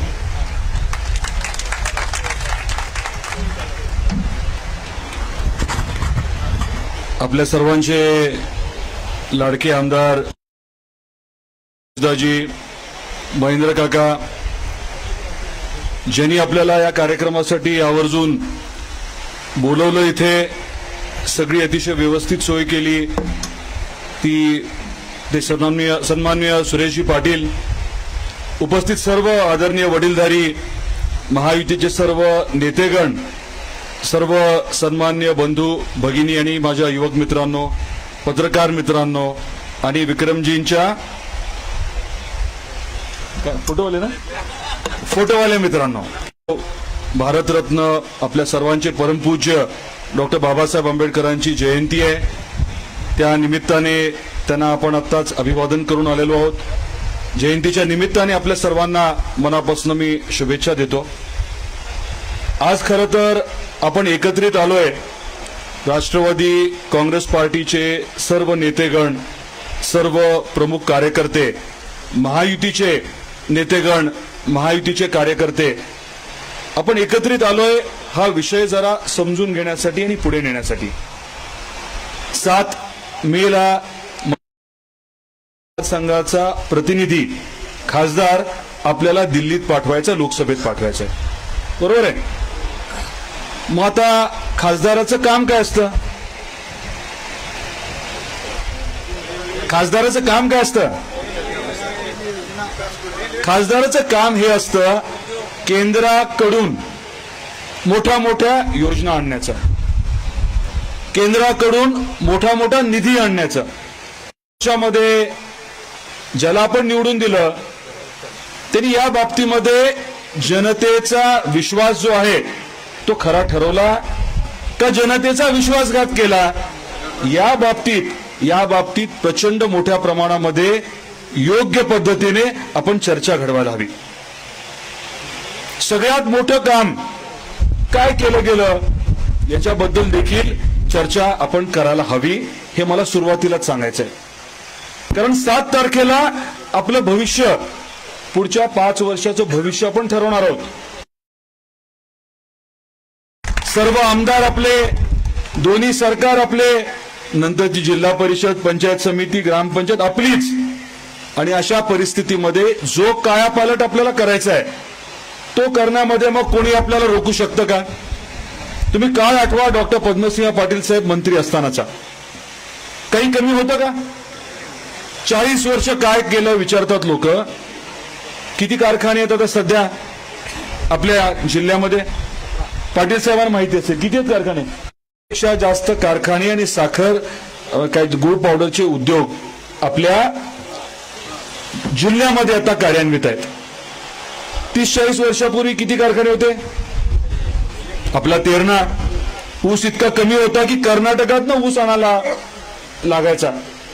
हे चित्र जे बदललं, हजारो कोटी रुपये शेतकऱ्याच्या घरात जे आता जात आहेत ते डॉक्टर पद्मसिंह पाटील साहेबांनी केलेल्या कामामुळे जात आहेत. हे मान्य करा, घरात आता येतात, हे वास्तव आहे. आता आपल्याला काय करायचंय? शिंदे साहेब आहेत आपले आदरणीय मुख्यमंत्री, देवेंद्रजी फडणवीस साहेब आहेत आपले आदरणीय उपमुख्यमंत्री, अजितदादा पवार साहेब आहेत आपले दुसरे आदरणीय उपमुख्यमंत्री. हे सरकार आल्यापासून आपल्या जिल्ह्याला किती न्याय मिळाला आहे हे देखील आपण समजून घ्या. सुधारित प्रशासकीय मान्यता दिली, 11,500 कोटी रुपये. पहिला निर्णय आपल्या जिल्ह्यासाठी, बीडसाठी, मराठवाड्यासाठी घेतला, 11,500 कोटी रुपये, 23.66 टीएमसी पाणी, 7 टीएमसीच्या पाण्याच्या टेंडरची प्रक्रिया सुरू झाली.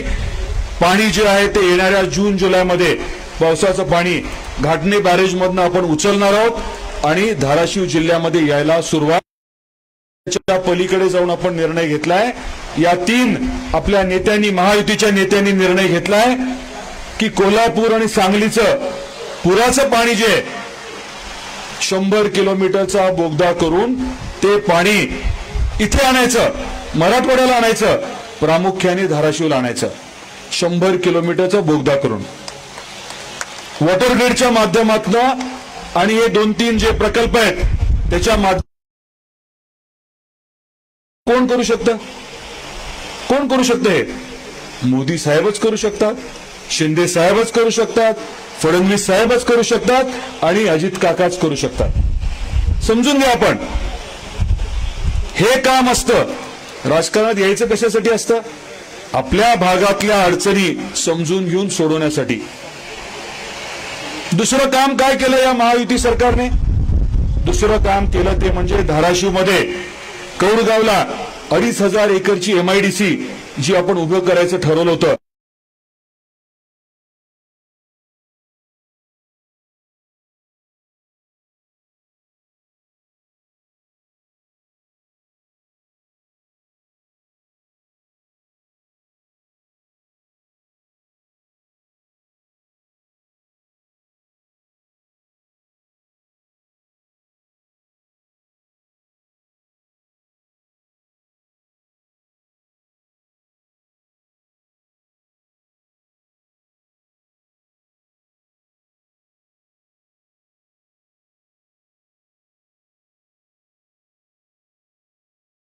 ते 350 एकरची MIDC. वाशीला काही जागा आपण ठरवून घेतलेली आहे. कळंबच्या बाबतीत आपण काही निर्णय घेतलाय. इतर ठिकाणी देखील आपण MIDC आणण्याच्या बाबतीत ठरवलंय. टप्प्याटप्प्याने मोठ्या प्रमाणामध्ये उद्योग आपण आणतोय. हा निर्णय जो आहे तो महायुती सरकारने घेतलेला आहे. त्यामुळे आपण समजून घ्या, आपल्याला कायापालट करायचा आहे आपल्या जिल्ह्याचा. त्यासाठी आपण प्रामाणिकपणे नियोजनबद्ध प्रयत्न करतोय. तिसरा भाग आहे तो म्हणजे आई तुळजाभवानीचं मंदिर. त्या मंदिराचा विषय आपण हाती घेतला. प्रसाद योजना केंद्र सरकारची आहे, 100% अनुदानाची योजना आहे. आपण ठाकरे सरकारकडे विनंती करत होतो, तुम्ही नुसतं प्रस्ताव केंद्राकडे पाठवा. जय भवानी जय शिवाजी म्हणणारे हे लोक, परंतु आई तुळजाभवानीचा साधा प्रस्ताव 2 वर्ष मी पाठपुरावा करून देखील त्यांनी केंद्राकडे पाठवला नाही. मी रुपये मागत नव्हतो, रुपये नको म्हटलं, फक्त आईचा हा जो प्रस्ताव आहे विकासाचा, तुम्ही फक्त केंद्राकडे पाठवा, 100% निधी तिकडनं येणार आहे. त्यांनी नाही पाठवला. आपलं सरकार आलं, तो प्रस्ताव तर मंजूर झालाच, परंतु त्याच्या पलीकडे जाऊन आपल्या मंत्रिमंडळाने 1300 कोटी रुपयेचा प्रस्ताव जो आहे तो आई तुळजाभवानीचं मंदिर आणि तुळजापूरचा कायापालट करण्यासाठी घेतला. तुम्ही बघितलं असेल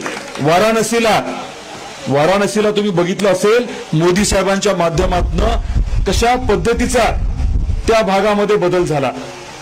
आज वाराणसीला जाणाऱ्या भाविकांची संख्या जर बघितली तर वर्षामध्ये गोव्याला जेवढे पर्यटक जातात त्याच्यापेक्षा कितीतरी पटीने भाविक आता वाराणसीला जातात. राम मंदिराचा उल्लेख केला, हे काय आपोआप झालेलं नाहीये.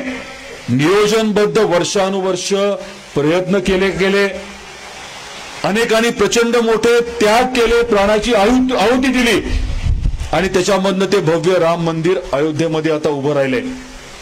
तिथला कसा कायापालट झाला बघा तुम्ही.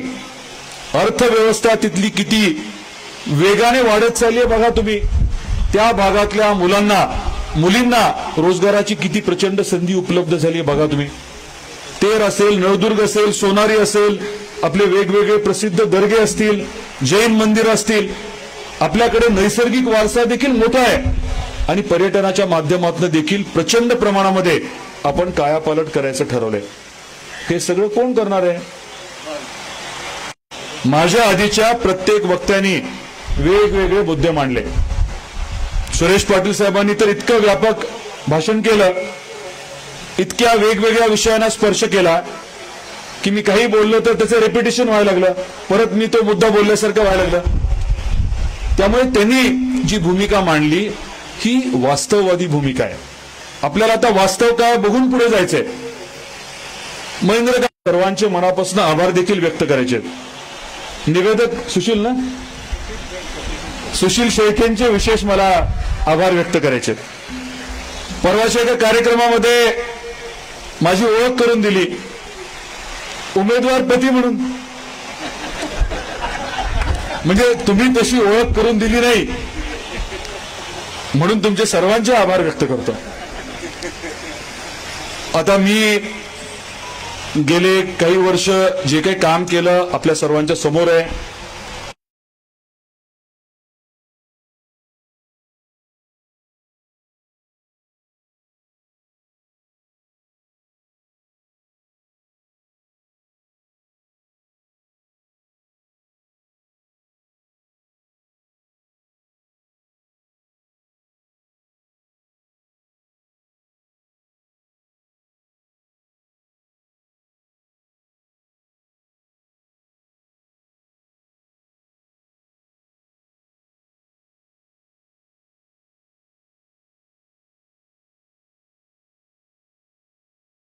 मोठ्या योजनांच्या बाबतीत विचार करून त्याची आखणी करण्यासारखी व्यक्ती कोण आहे, या बाबतीमध्ये आपल्याला व्यापक चर्चा घडवावी लागणार आहे.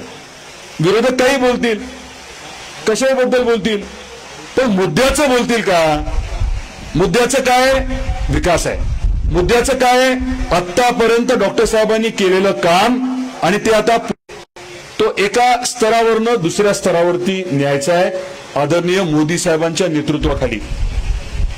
तुमच्या वाचण्यात आलं असेल, तुम्हाला कदाचित या बाबतीत माहिती देखील असेल, बार्शीचे आमदार आदरणीय राजेंद्र राऊत साहेब यांनी त्यांच्या मतदारसंघामध्ये गेल्या 2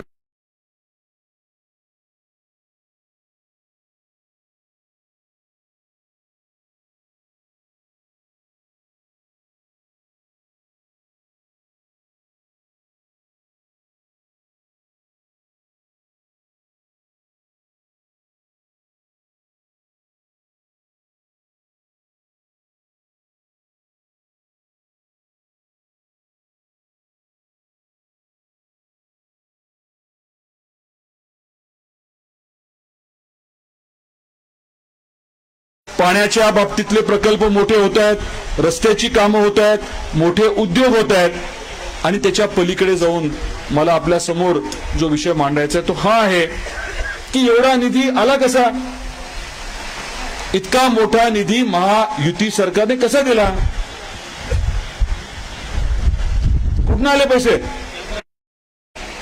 अर्थकारणाच्या बाबतीमध्ये जी रणनीती आखली आणि यशस्वीपणे ती राबवली, त्याच्यामुळे अर्थव्यवस्थेच्या बाबतीत आपला देश जो 11व्या स्थानावरती होता तो आता 5व्या स्थानावरती आलाय.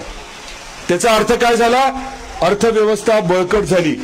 टॅक्स रुपी पैसा मोठ्या प्रमाणात यायला लागला आणि त्या पैशाच्या माध्यमातून लोकांच्या कल्याणकारी योजना मोठ्या प्रमाणामध्ये हाती घेता यायला लागल्या. 1 रुपयामध्ये आपल्याला काय मिळते आता?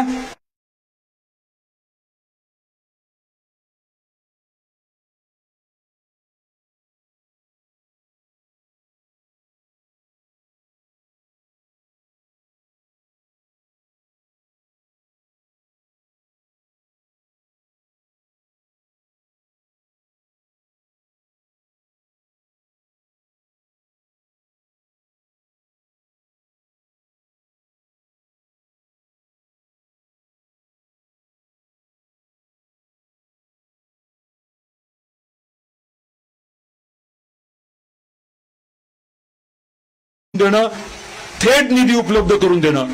प्रत्येक घटकाच्या बाबतीमध्ये हे चाललंय, प्रत्येक जातीच्या धर्माच्या बाबतीत हे चाललंय. आणि आपल्या जिल्ह्यात तर सर्वात उच्चांक आपण केला रोजगार निर्मितीच्या बाबतीमध्ये. जे काही लक्ष दिलं होतं ते लक्ष आपण ओलांडलं. हजारो मुलांना आणि मुलींना प्रधानमंत्री आणि मुख्यमंत्री रोजगार निर्मिती योजनेमधनं आपण स्वतःचा उद्योग सुरू करायला, स्वतःचा उद्योग मोठा करण्यासाठी सहकार्य करू शकलो. प्रचंड प्रमाणामध्ये आवश्यकता नाहीये, परंतु तुम्ही लोकांना आठवण करून देण्याची निश्चितपणे आवश्यकता आहे. पीक विम्यासाठी मी सुप्रीम कोर्टात गेलो, ह्याच्यामध्ये काही मोठं नाहीये, माझी जबाबदारीच होती. परंतु जे खोटं बोलतात, चुकीचं बोलतात, त्यांना हाणून पाडण्याची मात्र तुमची जबाबदारी आहे. मी त्या स्तरावरती जाणार नाही, बाकीचे जाणार नाही ह्याची गॅरंटी मी देत नाही. पण मूळ मुद्दा काय आहे मूळ मुद्दा हा आहे की स्पष्टपणे जाणवतंय की आपलं हित कुठे आहे, चांगलं काय आहे, खरं काय.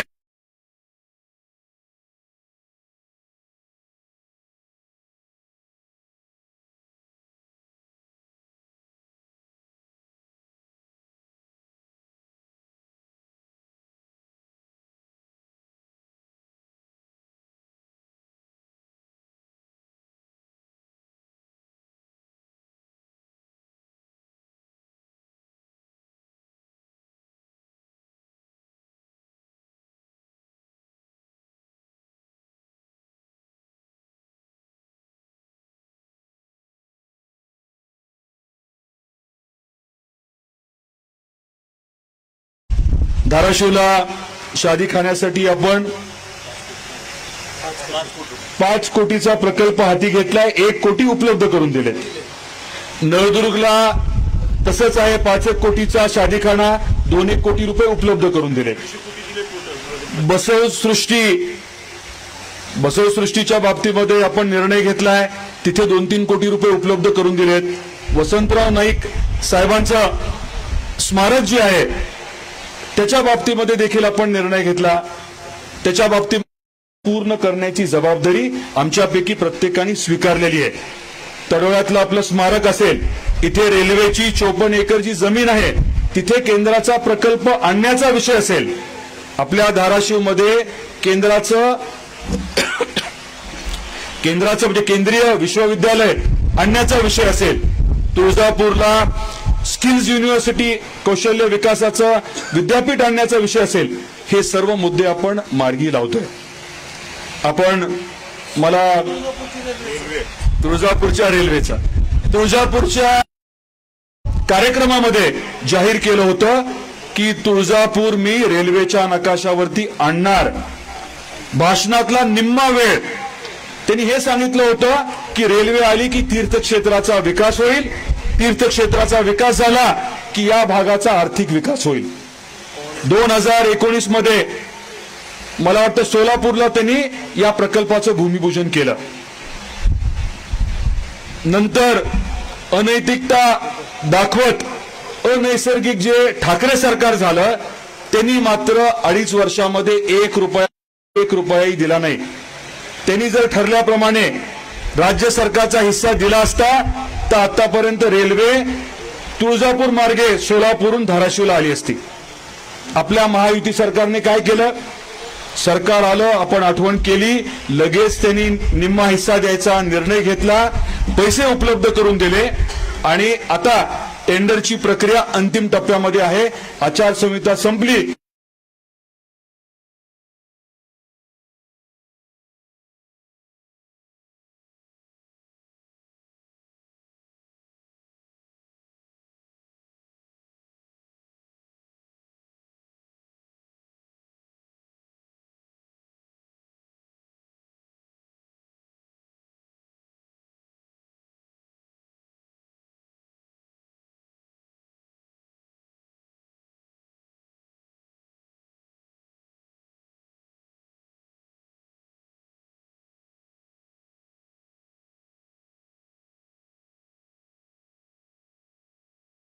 अतिशय व्यवस्थितपणे केलेले आहेत.